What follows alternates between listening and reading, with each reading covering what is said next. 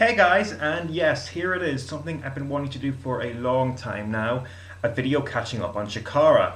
The way I'm going to do this is I'm going to give some general thoughts on the ending stretch of a season, then I will do a review of the season finale, Reality is Relative, followed by some quick end of season recognitions, and then lastly a review of the season 10 premiere event, Chaos in the Sea of Lost Souls. So let's get started then. What do I think of CHIKARA season 9 overall? Well, it kind of goes back to that video I did, I think I called it Finding the Climax, and where I said that, and I still believe this today. I said that I thought that the first half of the season was better than what we were getting at that time, and I still think that the first half of the season was better than the overall second half. And I think a lot of that has to do with the fact that the first half was just easier to book. The way it worked, all the BDK had to do was win a match, and that felt like a huge deal. It felt like they were growing in power, becoming more and more dominant, and it was just advancing the story with every show, with just a simple win of the match. That's all they had to do. Then they peaked to King of Trios, and to me, after that, there were just some parts of the rest of the season that had a very much going through the motions feel about it. I mean, even though the standard of shows was still technically good.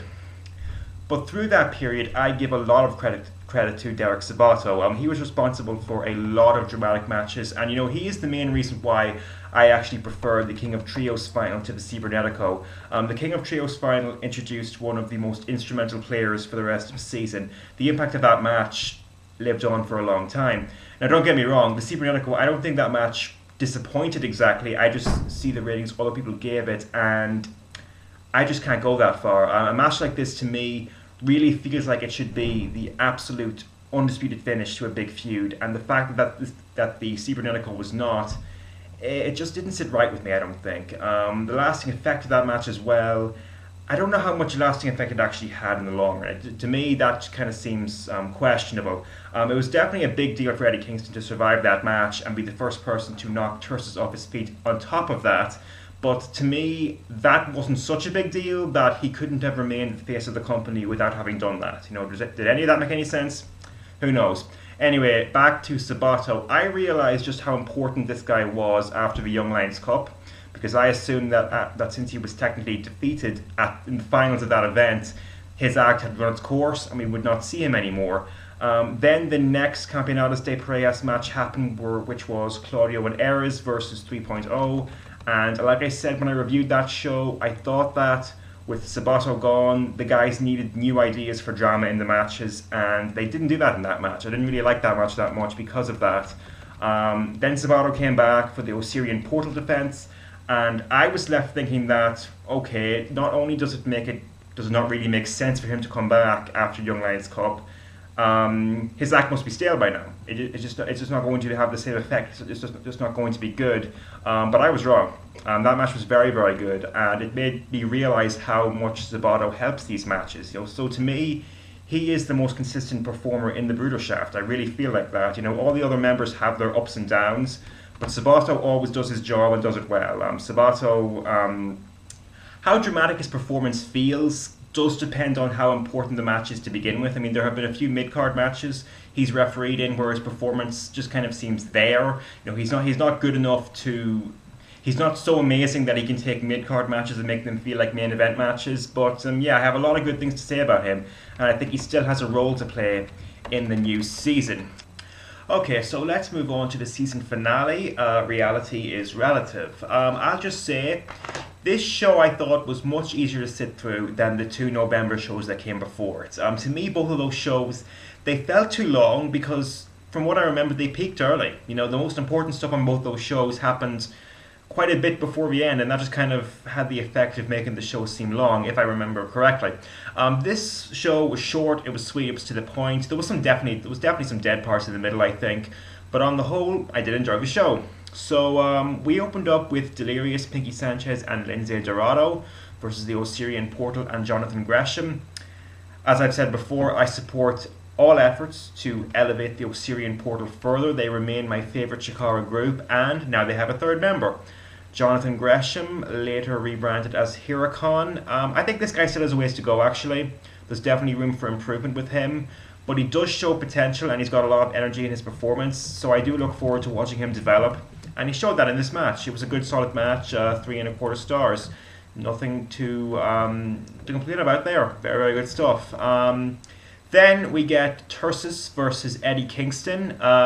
For what it offered, I thought this was great. I really did. You know, it's funny because Kingston can get beat down by a big guy like Tursas and then make an almost Cena-style comeback, and it's still ridiculously entertaining because, you know, well, part of that's because he sells better than Cena, which is not that that's hard, but mostly it's because Kingston's the anti-hero, whereas Cena is anything but the anti-hero, and Kingston, you know, is not naturally likable, but when he struggles, you do get behind him. So I really, really enjoyed this. I thought it was just really, really well done. 3 stars for that. We move on to Tim Donst versus Jimmy Olsen. I really don't know what to make of the Olsens right now. It's actually going to be interesting to see how I react to them in the future because they remind me a bit of 3.0. When 3.0 first formed, when they first changed from 2.0 to 3.0, I just didn't think they were anything special. But as time went on, I did grow to like them more. You know, they would win a match and the crowd would chant, "You guys won," and you know I would kind of get caught up in it. I would kind of, you know, get behind them, and I did actually grow to like them quite a bit more. And even though I wasn't all that impressed with their title match, that wasn't 100% because of them. They take some of the blame for not being dramatic enough themselves, but the fact that Sabato was not in there did hurt that match, I think. So that was kind of my journey with 3.0, and I'm kind of think I'm facing the same dilemma with the Olsens here. As of right now, I just don't see anything particularly special in them. And you know, in this particular match, Donst didn't show up well either, actually. The best thing that this match did was give Donst a win and some extra credibility on a night where the BDK were losing left and right. And I like that because I am a fan, so 2 stars for that. We move on to Hallowicked versus Ultramantis Black. This was fine. The match itself was fine. Nothing really to talk about, but the aftermath I do want to talk about. The aftermath I did like a lot, partly because I really don't think much of Oberian and Kodama, so now they've been put in where they fit in, which is being the henchman of a guy who is much more interesting than they are. So that would be Sin Bodhi, and I'll talk more about this angle later on in the video. To me, it needs an extra spark behind it to really get put over the top. But for this show, they definitely did what they needed to do, and I did like it, so credit goes to them for that. That was good stuff. Next, we had Sara Del Rey versus Sara Del Rey and Daizee Haze versus the Colony. This is the weakest match on the show by a comfortable amount. I think Del Rey and Haze need something new to pursue. You know, the novelty of seeing them hold their own in the ring with the guys has long since worn off. Mostly because basically the only other member of the BDK that is as directionless as these two are right now is Delirious. So, you know, we didn't like this match that much. Don't want to spend too much time on it. Let's just move on to the Roughnecks versus the Throwbacks. Okay, I want to say straight up, the Roughnecks, I am not a fan of this team at all. Mostly because I do not believe in Grizzly Redwood as a heel whatsoever. I mean, how can you look at this guy, this short, fiery whippersnapper, and see anything but a sympathetic babyface? I enjoy Grizzly quite a bit in that role, but as a heel, nope, just doesn't work for me. The only dynamic I can actually see working in this team, and they are kind of doing this but they're not really emphasizing it enough, would be to have Grizzly be the brainy coward hiding behind the big dumb mountain Brody Lee, you know, like a George and Lenny type of deal. That's what I think they should do. It would make these matches so much better, I think. This was actually decent enough for what it was, but you know, if you want the Throwbacks to be taken seriously as opposed to being taken as just some lighthearted fun, they need to be in there with genuinely good heels. And you know, Brody Lee is actually very, very good, and Grizzly's just not. I'm sorry, I just don't see it in him. You know, so I think the dynamic of the team just needs improving. That's all I'll say. We'll move on to Gerard versus Colin Olsen. Again, I have the same problem with the Olsen matches here. It just doesn't interest me at all, really. I don't know what it is about these guys, really. Right now, I just can't get into them that much. Nothing more to say about it. Just don't want to focus on it anymore.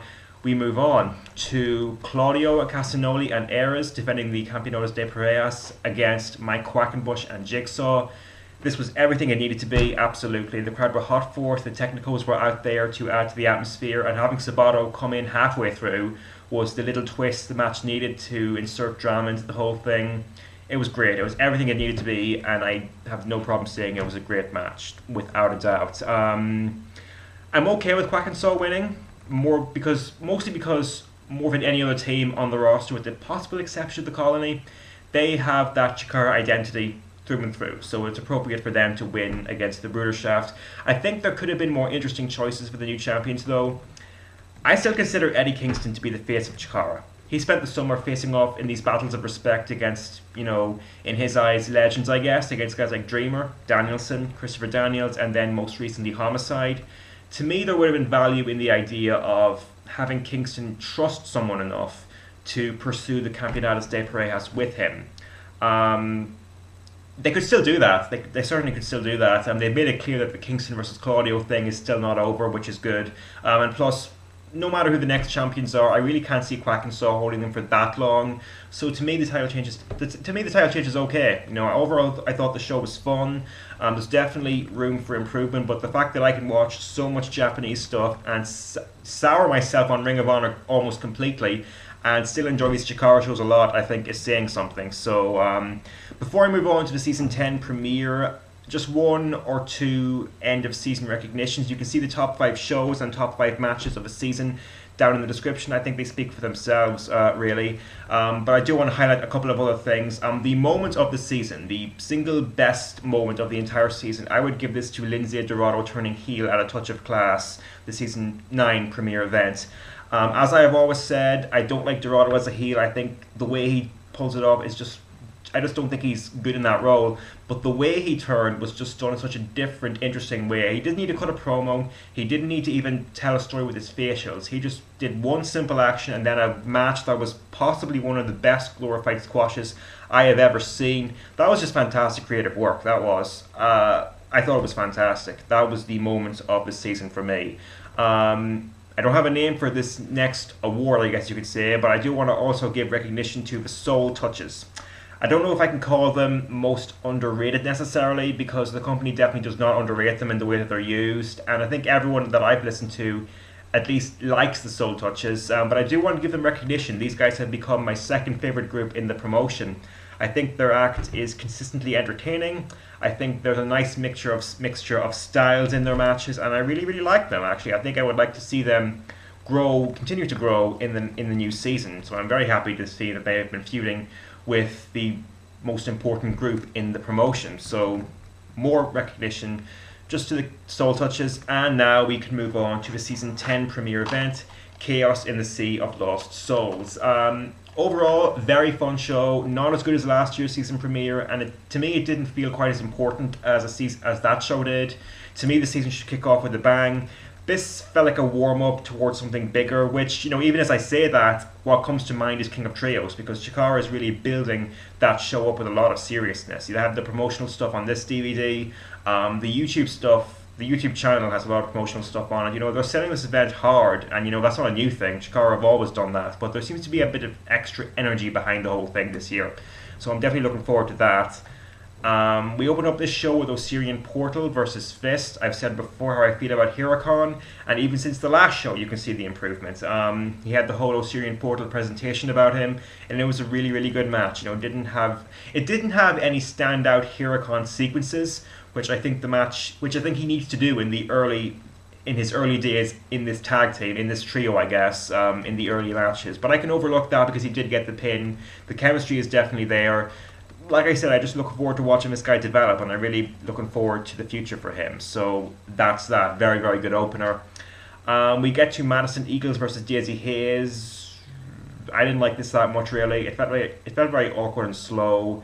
Neither woman really impressed me that much. You know, Eagles has a look that is, I guess, somewhat impressive, but in the ring, she just didn't offer that much. Just really forgettable stuff, I thought.